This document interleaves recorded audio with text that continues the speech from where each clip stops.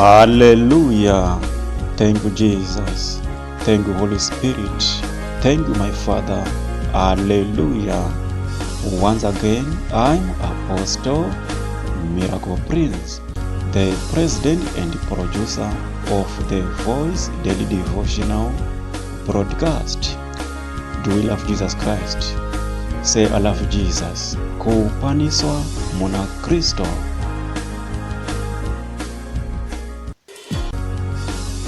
Koros chapter 1 verse 28 inoti iye watinopariza isu tichirayira munhu mumwe nomumwe nobuchenjeri bwose kuti tise munhu mumwe nomumwe akakwana muna Kristo.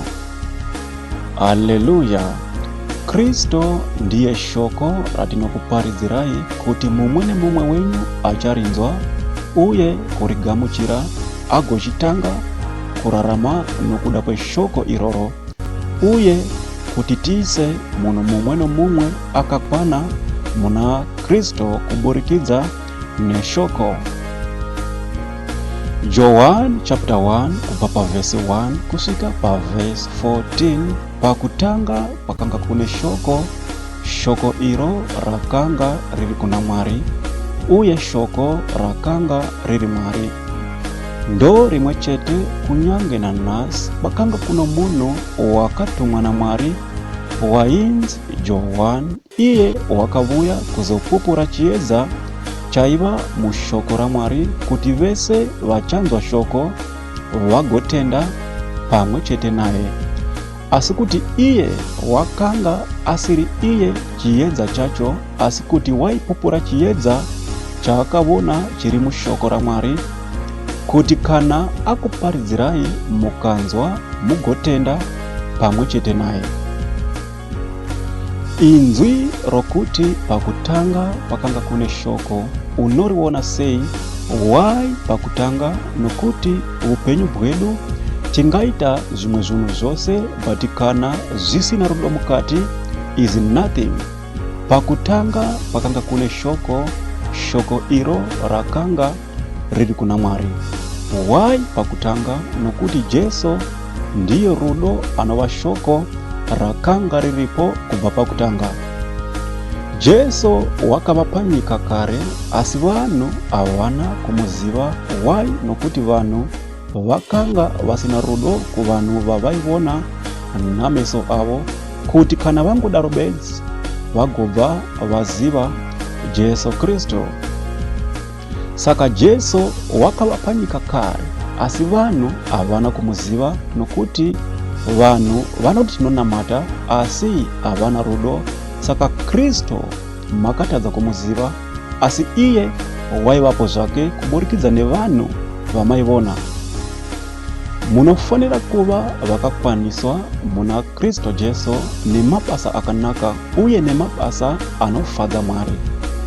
Nokuti munhu wega wega une rudo unenge ana Jesu Kristu muupenyu wake, nokuti Jesu tinomuziva nokuda kworudo.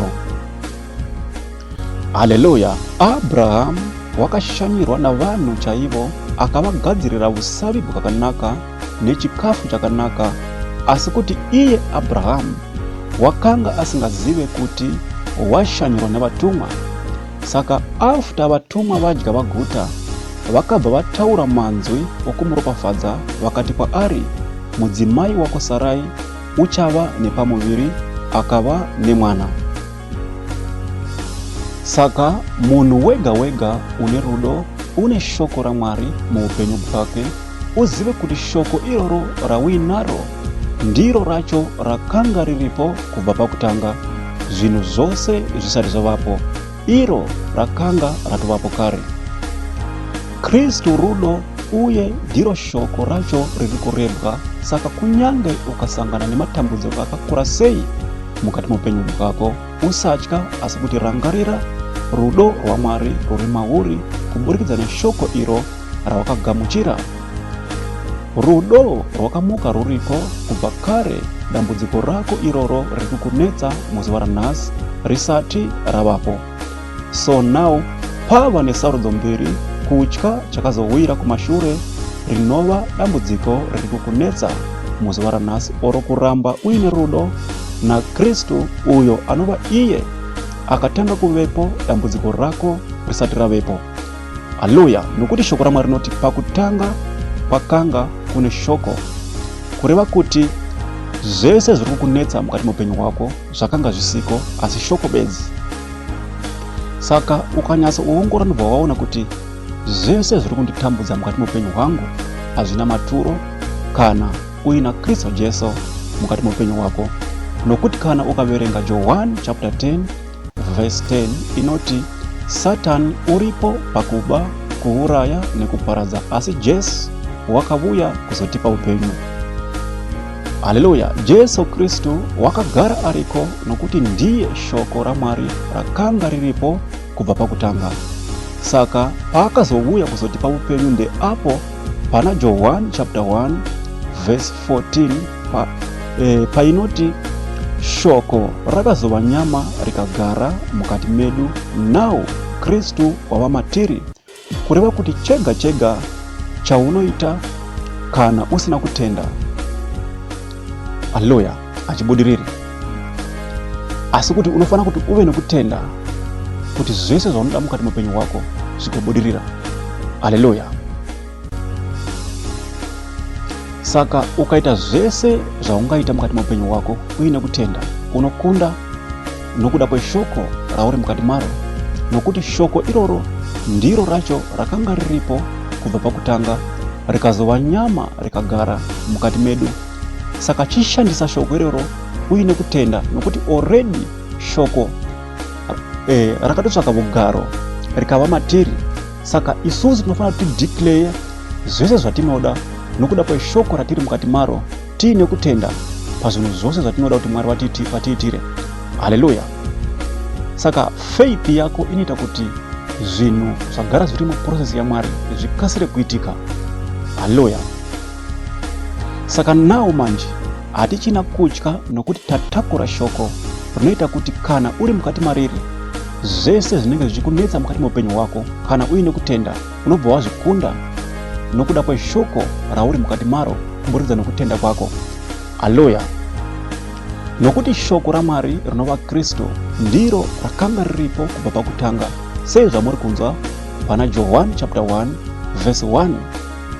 Haleluya. Saka kana uri mukati meshoko raMwari zvese zvekare zvapfuura, nawo wava chisikwa chitsva muna Kristu Jesu. Haleluya. Nokuti kana ukaverenga 2 vaKorinde chapter 5 verse 17 inoti kana munhu ava muna Kristu wava chisikwa chitsva, zvese zvekare zvapfuura, tarisai zvose zvava zvitsva. Haleluya. Ndo saka muchiona vaparidzi vazhinji veshoko raMwari havana mari, asi kuti imimi ndimi munotovabatsira nemari. Why? Because pavakabva munyika vachiuya kutanga kuparidza evhangeri shoko raMwari, life yavairarama ikoko yakanga isiri rooted mushoko raMwari, but now nokuda kwokuti vava mushoko raMwari rinova iro rakanga riripo kubva pakutanga, zvose zvakabva zvatangavo mukati muupenyu hwavo. Ndo sakei muchivaona vasina mari. Haleluya. Nokuti now vava zvisikwa zvitsva muna Kristu, zvese zvekare zvapfuura, but mashoko anobuda mavari anopa upenyu. Why? Nokuti havasisiri ivo vari kutaura, asi Mwari ari mukati mavo. Ndo saka uchinzwa Jesu pane imwe bhuku achiti, ko munotenda here kuti ndiri muna Baba uye Baba vari mandiri? Saka zvose zvamunoona ndichiita handizi rini, asi Baba avo vari mandiri. Haleluya. Ukaverenga mabasa avapostora chapter 3 kubva paverse 2 kusvika paverse 6 inoti pakanga kune murume mumwe waikamhina kubva padumbu ramai vake, iye kunonzi zvakanga zvakakodzera kuti apiwe zvipo uye rubatsiro nevanhu vese vaiva vachipinda mutemberi.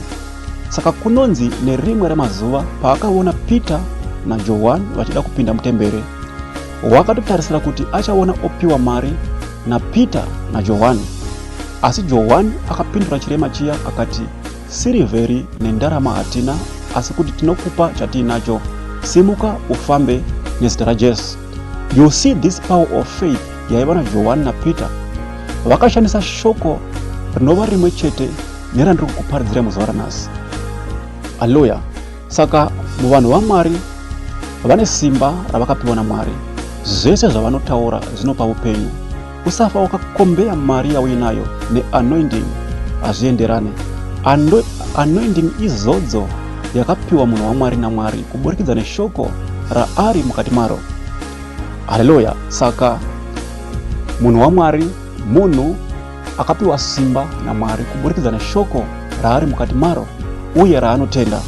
Saka ngative norudo nokutenda, nokuti rudo ndiKristu uye shoko iro racho rakanga riripo kubva pakutanga rikazova nyama rikagara mukati medu. Saka chasara kuritenda nokuti iro already ratiwa matiri. Haleluya. Saka upenyu hwedu hwatinorarama hausisiri hwedu, asi kuti shoko raMwari ndorotonga matiri. Chese chatinoita tavakuchiita kubudikidza neshoko tiine kutenda. Haleluya. Say I love Jesus. Ropafadzwa amamudikani nezita ra Jesu. Once again, I'm Apostle Miracle Prince. To God be the glory.